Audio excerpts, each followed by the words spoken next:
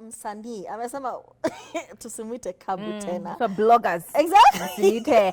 Sara Kabu, I've dropped that name. Call me by my official name, Sara Njoki Nyaga, or for social media, you can call her Sara Mtalii. Mtalii, yes, bonfire, jabo jabo, Sara Mtalii. But honestly, I am happy for her. Regardless of everything, for some reason, I am being very inclined to stick to Sara's side because you can clearly see a smear campaign from very far. You can see the script the way it's scripting. Now, today, Sara is coming out with new revelations, talking about how she has been following up with the DCI, and she's calling upon the DCI to rush on her domestic abuse case and to address it quickly and to solve it quickly, because while they are dilly-dallying, a smear campaign is going on, and that is what we saw when the footage, CCTV footage, miraculously appeared on the internet. But who has access to this footage other than her husband? Or the ex-husband? They've now separated. So clearly these two are living in two different households. I actually got a chance to watch Simon Kabu's response to Sara's claims, and honestly, he wasn't giving any. He was not convincing, because the fact that he said my nanny, and I figured in any normal household, who hires the nanny? Obviously, it is the mother of the children. So why would you, as the husband, head of the household, be out here interviewing nannies and hiring nannies? For who? For what? It would be so weird if my husband told me, by the way, I've hired someone to come and look after the children, without consulting me, without telling me about it. So his story was really, really not making sense. Fast forward, Sara Kabu is now claiming domestic violence in the marriage, and that is why she actually said she moved out, and that is why she's living in a different household. Wait.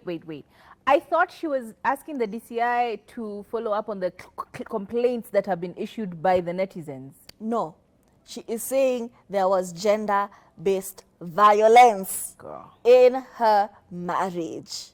Okay, like things are fake, things fire. But my advice for y'all is nobody cares. And I understand, that feeling of everybody has a narrative and I need to set the record straight because I don't like how I'm being portrayed. I understand that feeling and how difficult it would be to just sit down and let the law courts handle this and let the police handle it. But I understand where they're coming from, and that's why they're doing videos. Sara naangusha yake, Kabu naangusha yake. Jabo Mtalii. It is crazy, but I really understand where they're coming from. Girl, the other thing I saw was Sara Kabu saying that she's the sole owner of Bonfire Adventures, and then not Sara Kabu, Sara Mtalii, sorry. Sara Mtalii saying that she is the sole owner of this brand of theirs, Bonfire Adventures, and then Mr. Kabu coming through and saying, no, we own it 50-50. No, it's a partnership. And you're like, boy, bye. Like, what's the situation? Because he has opened another tour company for his daughter called Adequate Adventures or Adequate something. So, adequacy. What's going on in this house? Why would you even open a competitor business if you're owning 50-50 Bonfire, and then you open a competitor business in the same industry for your daughter? Makes that's no suspicious. Sense. Yeah. Your daughter who had been hired under the same company, Bonfire, doing everything. Makes absolutely no sense. But the speculations that Extendela allegedly had put out on social media as well, on Twitter, on TikTok, are just very, shocking. He's saying she's a bad girl. He says, according to Extendela, he says that apparently she has been horrible. She has been treating people like garbage. She has an anger management issue, and apparently this led up to her losing one of her best employees, who ended up opening a competitive or a competing brand or shop. And this particular lady, I think she goes by the name of Esther. Esther apparently, allegedly, was living in fear, in abject fear of Sara Kabu. In fact, apparently when they were doing the promotional videos and the promotional pictures during one of the Mara trips, she said, please make sure that there are no bonfire adventure cars nearby, near the vicinity, on any of those pictures. Like, she's dreading it. Apparently, Sara Mtali shaved her hair.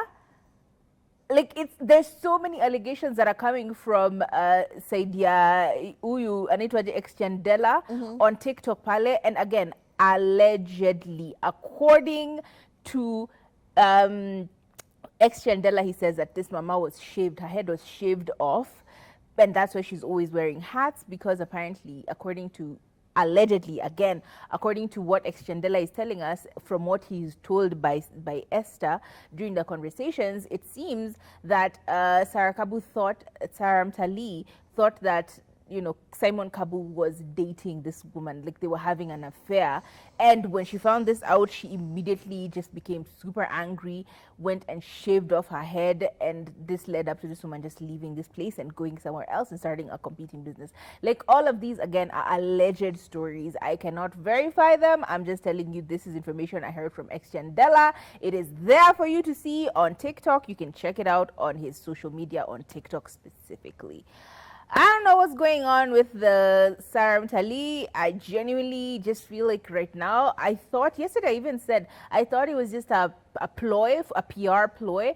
But now that I really am looking at things, bigger picture, it's not looking good. These two are having one of the messiest divorces ever, one of the messiest separations. The allegations that they'd been staying away separately for a year are also allegations that have been going on for, like, they are having the most messy breakup ever. If ever I have seen a messy breakup, it is definitely this one.